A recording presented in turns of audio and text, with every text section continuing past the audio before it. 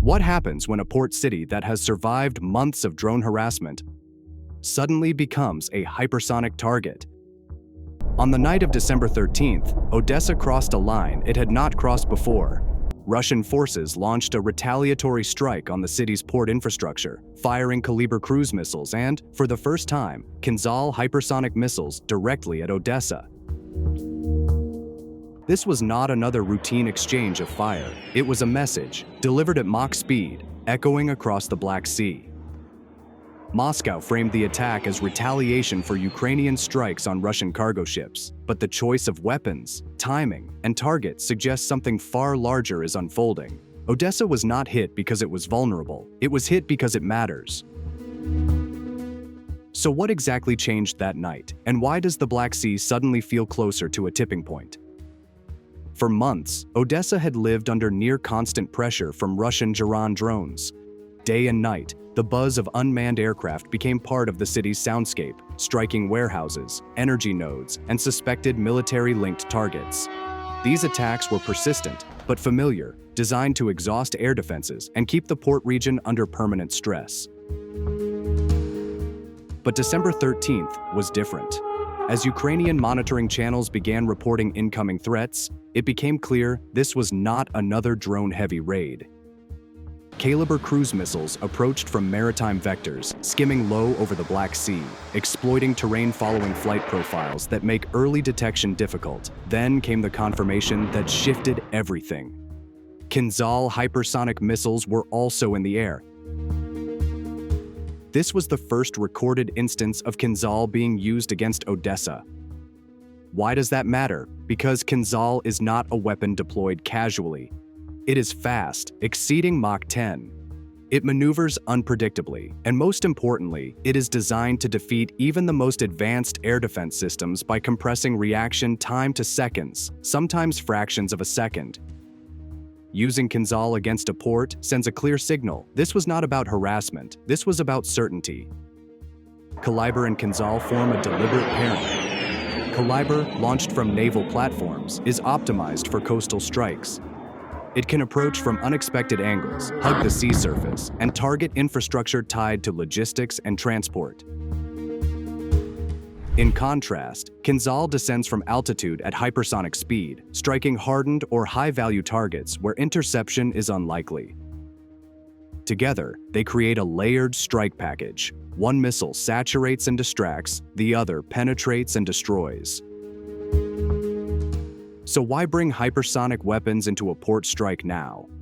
The answer lies not just in Odessa itself, but in what has been happening across the Black Sea. Ukrainian attacks on Russian cargo ships and maritime assets have pushed the conflict further into economic and naval territory.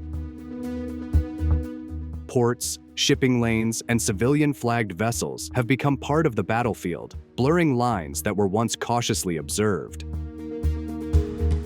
Russia's response suggests that those lines no longer apply. By striking Odessa's port with high-end missiles, Moscow demonstrated it can escalate horizontally, expanding the war's geography, while also escalating vertically by introducing more advanced weapons. This dual escalation is designed to raise costs fast, not slowly, and Odessa is uniquely exposed.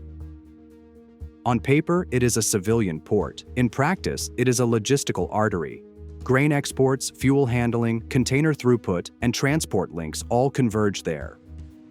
Even when military cargo is not present, the infrastructure itself supports Ukraine's wartime economy and sustainment. Disrupting it sends shockwaves far beyond the blast radius.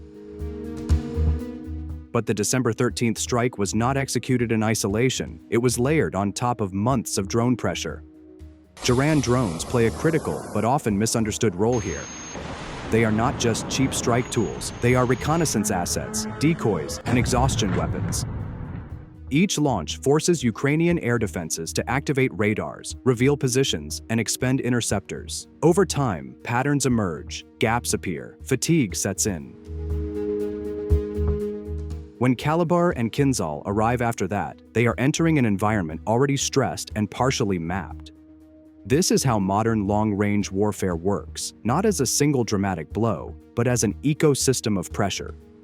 There is also a political dimension that cannot be ignored. According to reporting by The Atlantic, recent Ukrainian attacks on Russian maritime and energy targets were not opposed by the Trump administration. The article suggests Washington quietly supported efforts to strike Russian oil infrastructure and did not block actions against Russian shipping, even as diplomatic pressure mounted on Kyiv to demonstrate leverage. This creates a dangerous feedback loop. Ukraine, under pressure to show it still has cards to play, expands attacks at sea. Russia, viewing those attacks as sanctioned escalation, responds not proportionally, but asymmetrically. Hypersonic missiles against ports are not just retaliation, they are escalation with intent. Former Deputy Prime Minister Alexander Kubrikov's recollection that he refused to authorize similar tanker attacks in 2023 highlights how much has changed. What was once considered too risky is now seen as necessary. And Russia is adapting faster than many expected. The Black Sea is no longer a peripheral theater. It is becoming a pressure chamber where economic warfare, naval maneuvering, long-range strike systems, and diplomatic signaling collide. Every action compresses reaction time. Every escalation shortens the distance to the next one. So where does this leave Odessa? The city is now operating under a new reality. It is no longer just a drone target. It is within Russia's hypersonic strike envelope, and Moscow has shown it is willing to use that capability there. This fundamentally alters defensive calculations, insurance risk, shipping confidence, and strategic planning. More importantly, it raises an uncomfortable question. If Kinzhal can be used against Odessa today, what prevents its use against other Black Sea nodes tomorrow? As the war stretches on, the Black Sea is tightening, and with each strike, the margin for restraint narrows at hypersonic speed. Thanks for watching.